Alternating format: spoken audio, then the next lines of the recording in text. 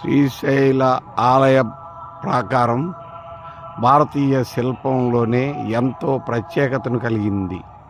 దాదాపు 2,79,300 చదరపు అడుగుల వైశాల్యం గల ఆలయ ప్రాంగణం చుట్టూ సుమారు 20 అడుగుల ఎత్తు 2,121 అడుగుల పొడవుతో నిర్మితమైన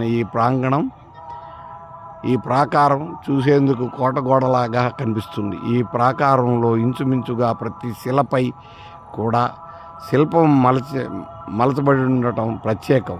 అందుకే దీనికి శిల్ప ప్రాకారం అని ప్రసిద్ధిగాంచింది.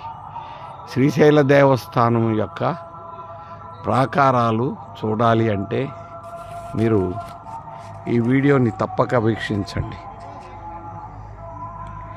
ఒక కోటగోడలాగా ఉంటుంది.